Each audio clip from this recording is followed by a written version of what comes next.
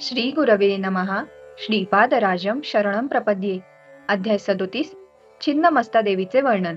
बंगारय्या व बंगारम्मा यांचा निरोप घेऊन त्यांनी दिलेल्या चर्मपादुका घेऊन आम्ही प्रवासास प्रारंभ केला. आम्ही एका अरण्यात चाललो होतो. जाता जाता एका वटवृक्षाखाली विश्रांतीसाठी थांबलो. तेवढ्यातच काही योगिनी गणांचा घोळका तेथे आला. त्यांनी आम्हाला पाहून म्हटले, आता सायन संध्येची वेळ आहे. यावेळी आपण या प्रांतात येऊच नये. येथे आम्ही छिन्नमस्ता देवीची पूजा करणार आहोत. ही फार रहस्यमय देवता आहे. येथे पुरुषांना प्रवेश नाही. एवढेच नव्हे तर ही दैवभूमी आहे. येथे आलेला कोणीही जिवंत बाहेर पडत नाही. हे ऐकून आमच्या पायाखालची जमीन सरकत असल्याचा भास झाला. त्याच वेळी एका तेजोमय योगिनी मातेचे तेथे आगमन झाले. तिचे नेत्र अग्नीसारखे लाल होते. तिच्या बरोबर आलेल्या योगिनींनी एका टोपलीत छिन्नमस्ता देवीला ठेवून बरोबर आणले होते. तेव्हा ती योगिनी माता म्हणाली, यांना नेसायला साडी आणि चोळी द्या. तिच्या म्हणण्याप्रमाणे आम्हाला वस्त्रे दिली आणि आमच्या वस्त्रांना तेथे प्रज्वलित केलेल्या अग्निकुंडात घातले गेले. आम्ही साडी चोळी नेसल्यावर आमच्या शरीरात आम्हाला बदल वाटला. आमचे पुरुषत्व नष्ट होऊ लागले. उरोष पुष्ट झाले.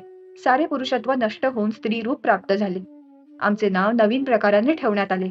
माझे नाव शंकरम्मा आणि धर्मगुप्ताचे नाव धर्मम्मा असे ठेवण्यात आले. आम्हाला भोजनार्थ मांस पदार्थ दिले गेले. पिण्यास मदिरा दिली गेली. दिवसा माणसाप्रमाणे आणि रात्रीच्या वेळी मोठ्या वाघाप्रमाणे संचार करणाऱ्या वाघाबद्दल आम्ही बरेच ऐकले होते. परंतु याप्रमाणे देवता पूजा असते किंवा योगीजन केवळ संकल्पाने पुरुषाला स्त्री रूपात बदलू शकतात असे आम्हा स्वप्नात सुद्धा वाटले नव्हते. आम्हाला भयग्रस्त करून नृत्य करविण्यात आले. तेवढ्यात योगिनी माता म्हणाली, कबंध मुनी हे परिवर्तनशील जगताचे अधिपती आहेत. परिवर्तन शक्तीलाच छिन्नमस्ता देवी असे म्हणतात. या जगतात वृद्धी आणि क्षय सर्वदा चालूच असतो. क्षीणत्व कमी झालेल्या वेळी विकासाचा स्तर आपोआप वाढतो. त्यावेळी भुवनेश्वरी देवीचे प्रागट्य होते. या उलट क्षीणत्व अधिक होऊन विकास वृद्धी कमी झाल्यास छिन्नमस्ता देवीचे प्राधान्य असते. या महामातेचे स्वरूप अत्यंत रहस्यमय आहे. एकेवेळी पार्वती देवी आपल्या सखी बरोबर मंदाकिनी नदीवर स्नानासाठी गेली होती. स्नान झाल्यावर दोन्ही सखींना खूप भूक लागली. त्यामुळे त्या कृष्णवर्णा झाल्या. भोजनाची याचना केली तेव्हा पार्वती देवीने थोडे थांबण्यास सांगितले. थोडा वेळ झाल्यावर सखीने पुन्हा एकदा जेवणाची मागणी केली. यावेळी सुद्धा तिला थोडे थांबण्यास सांगण्यात आले. असे अनेक वेळा झाले तेव्हा मात्र पार्वती देवीने आपल्या खड्गाने मस्तक तोडून टाकले. त्यावेळी कंठातून रक्ताच्या 3 धारा वाहू लागल्या. 2 धारा तिने दोघी सखींना पिण्यास दिल्या आणि एका धारेचे स्वतः प्राशन केले. मस्तक छेदन केल्यामुळे तिला छिन्नमस्ता म्हणतात. अर्धरात्री केलेली छिन्नमस्ता देवीची उपासना फार चांगले फळ देते. शत्रूवर विजय मिळवण्यासाठी, शत्रूच्या समूहाला थांबवून ठेवण्यासाठी, राज्यप्राप्तीसाठी, दुर्लभ अशा मोक्षप्राप्तीसाठी तिची उपासना अत्यंत फलदायी ठरते. 4 दिशा या महामायेची वस्त्रे आहेत. तिच्या नाभिस्थानात योनिचक्र असते. कृष्ण म्हणजे तामस गुण आणि रक्तवर्ण म्हणजे राजस गुण. या दोन्ही गुणांनी युक्त अशा सखी तिच्या बरोबर सतत असतात. तिने आपले शिरखंडन केले तरी सुद्धा ती सजीवच राहिली याचा योग भाषेत असा अर्थ होतो की ती परिपूर्ण अंतर्मुखत्वाचे प्रतीक आहे. अग्निस्थान असलेल्या मणिपूर केंद्रात छिन्नमस्ता देवीचे ध्यान योगीजन करीत असतात. ही हिरण्यकश्यपूची उपास्य देवता आहे. आम्हाला हा एक भयभीत करणारा आणि विचित्र असा अनुभव होता. इतक्यात अर्धरात्रीची वेळ झाली. चित्रविचित्र अशा प्राण्यांचे आवाज येऊ लागले. यात प्रामुख्याने वाघाच्या डरकाळ्यांनी आमचा थरकाप झाला. वाघाच्या आवाजाने तो शांत असलेला आसमंत एकदम दणाणून जात होता. 2 चांगल्या स्त्रियांचा बळी मिळाला असे योगिनी गणांना वाटले. त्यांच्या सानिध्यात असलेल्या आम्हा दोघांचा वध करणे अत्यंत श्रेयस्कर आहे असे त्यांना वाटले. आमच्या डोक्याला त्यांनी कडुलिंबाची पाने बांधली. कपाळावर मोठा कुंकवाचा टिळा लावला. चांगल्या धारधार चाकूने आमचा शिरच्छेद करण्यात आला. रक्ताच्या धारा वाहू लागल्या. त्या पाहून योगिनी गणांना आनंद झाला. मदोन्मत्त होऊन त्या रक्तपान करू लागल्या.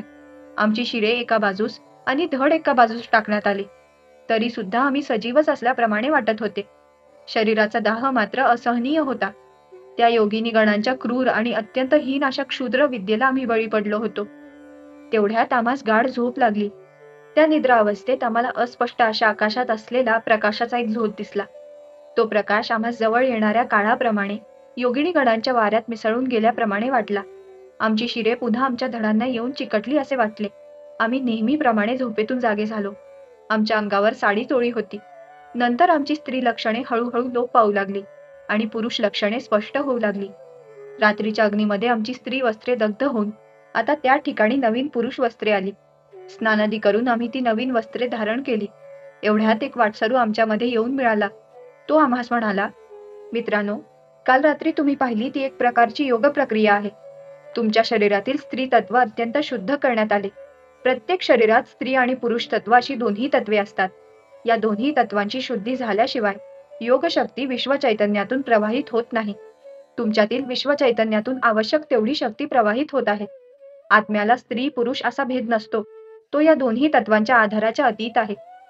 तुम्ही श्रीपाद श्री वल्लभांच्या दयेने योगिनी गणांच्या असाधारण योग प्रक्रियेने अनुपमेय अशी करुणा प्राप्त करून घ्याल. कितीही प्रयत्न केले तरी प्राप्त न होणारी अशी सुषुम्ना मार्गाची तुम्हाला ओळख झाली. यापेक्षा महान भाग्य ते कोणते? एवढे महान भाग्य प्राप्त होण्याचे कारण म्हणजे तुमच्या जवळ असलेल्या श्रीपाद प्रभूंच्या चर्मपादुकाच होत.